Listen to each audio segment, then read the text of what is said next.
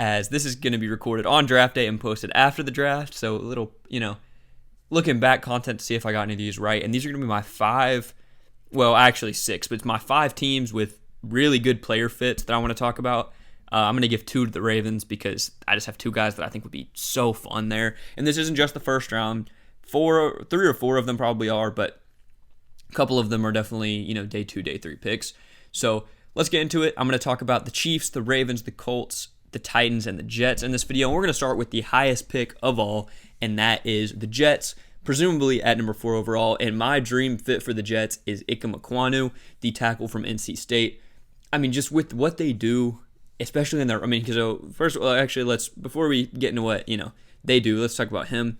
He's an incredible run blocker, the best run blocker in the class, one of the best run blocking tackles we've seen in a while, and one of the last really good run blocking tackles, especially for what the Jets do, and that's run a lot of outside zone in kind of the Shanahan tree, and that was Mekhi Becton. So you can either get ekwonu and Mekhi Becton to both play tackle, and we're assuming Mekhi Becton comes back because even though Ekwonu would be a good replacement if he was gone, but I think them as a duo would be incredible.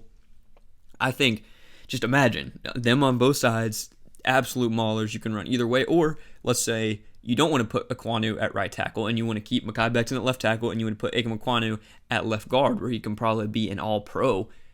Who can stop you from running left? Who? I name one team. Maybe if Aaron Donald, and maybe they bring in, Aaron Donald and another amazing run defender. I don't know who can stop that. So the Jets could have just an incredible duo, and it would be so much fun to watch just 2 absolute maulers in the run game. Michael Carter would have the greatest season that a running back has ever had, I think. No, but I think that'd be so much fun. And now we'll go on to my second team player fit, which I guess we're going to go a little bit out of order, and we're going to talk about the Tennessee Titans. And as much as I'd love to say a guy like Malik Willis, who I think would be a perfect pick for them, but he's not going to fall that far. We're thinking of a guy that is likely going to be there at their pick, and that is Tyler Smith from Tulsa. And again, I don't care if he plays inside or outside. He can play whatever they want him to play, whatever they think he does best. But another incredible run blocker, one of maybe the second best or third best run blocker in this class. Absolute mauler, ton of power. And what do the Titans like to do? They like to run the ball with power. Derrick Henry would never complain about Tyler Smith. This guy, again, he's not the best pass protector yet. He needs to be refined. But as a run blocker, as just a mauler, he is so talented. And again, plug him into that Titans offense. Who can stop it? I mean, he's another just incredible player. So now we'll get to our third one, which we're going to do the Ravens. So we have 2 for the Ravens. Number 1 is Jordan Davis in the first round. Jordan Davis is an incredible player. I would trade up for him if I was the Ravens. I would trade up for him if I was a lot of other teams into the top 10. But again, incredible talent, a unique player. We have never seen a player as big as him, as talented as him, with the kind of speed and explosiveness he has ever. So, you hear he's a unicorn a lot, but he really is, and the Ravens would just, he fits them so well. He could just be the best run defense that they could ever ask for. And he's, again, so talented, would fit them. But my second one is probably a third-round pick for the Ravens. Maybe you'd pick him in the second if you were feeling it a little bit, but Channing Tindall, the linebacker from Georgia, teammates. And this guy is, just watch and see one clip of him running in pursuit towards the ball, and you get it. It's really hard to describe because I hadn't studied up on him too much, and then I saw one clip of him chasing down a ball carrier, or chasing down a quarterback. It's ridiculous. It's like, this is going to be a really weird comparison, but if any of you guys have played Fortnite in the last season or two, you can do like the super sprint now. That's what he looks like, and that's what he feels like when he's closing on the ball, which is a ridiculous analogy. If you don't get it, then just disregard that part. But if you know what I'm talking about, he feels like that. Channing Tindall, very underrated. I've seen him projected in like the triple-digit picks. I think that's just absurd, and I think he's so talented, and I don't want to see him go that late. But if he's on the Ravens just as a will player, as in pursuit, just, again, one clip of him in pursuit, and you get it. Now on to my fourth fit, which is going to be my Kansas City Chiefs. I want to say George Pickens, but George Pickens would be a great fit, but he'd be a good fit for the Ravens too, if we're in all honesty. But I'm going to go with somebody a bit different, and that's Arnold Ebikiete, the edge rusher from Penn State. And a comparison that I've just recently heard that makes so much sense is Justin Houston, who is a Chiefs, legend. Almost broke the sack record, was half a sack away from breaking it. I mean, one of the best players that I've ever seen play for the Chiefs, and Arnold Ebikiete has the same athleticism, same length. He's built like him. He's down at 6'2", ton of leverage, and he's just so talented, tenacious. I mean, he has everything you look for.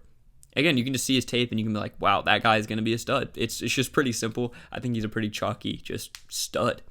And not too much to say about him, honestly. I mean, I'm still Channing Tindall, the Ravens is still my favorite one. But we're going to get into number 5, which is the Indianapolis Colts. And they've got Matt Ryan right now. I think they're in a competing window. But Matt Ryan, I don't think is the long-term answer. And if you're down at the bottom of round 3, maybe on round 4, and Carson is strong is sitting there, I think you take him. He needed a medical redshirt year, pretty much, because of a big knee injury that he's had since high school, but he's finally getting it repaired. He's finally getting the surgery. He was going to get it last year, but he wanted to play one more season with his guys and didn't want to kind of abandon them in his, I guess, senior year. I'm pretty sure he was a senior, maybe a junior, but so talented. He had really good tape on one leg, and I think him on 2 legs. Again, he's not going to be the most mobile guy ever. He is not going to be Patrick Mahomes even, who is just, not the most mobile, but he's got some wheels.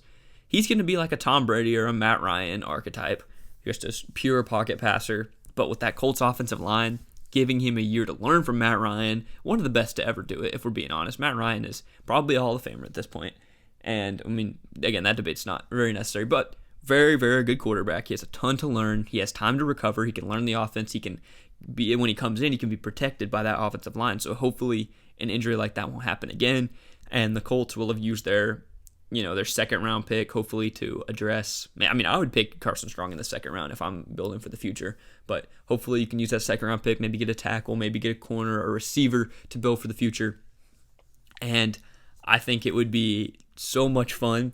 I think he can actually develop into a premier quarterback if he's given the time. I mean, just his arm is special. And that would be super fun. I could say, any of these teams really, with even the Titans, even though he doesn't really fit what they're doing, just a team that doesn't need a quarterback right now, but has a guy that they're kind of looking to get, out of, in a couple years, and he's a little on the older side. I think Carson Strong would be a great fit, but Colts is my best fit for him. And that's going to wrap it up for today. As, happy draft day to everybody. The draft will have already happened at this point. Some of these are day 2 picks, so they can still be fun. And I'm just trying to get out some more content so we can, stay engaged. And again, Channing Tindall runs like the Fortnite thing. So I just want to leave you with that, and I'll see you guys in the next one. Happy draft season to all, and peace.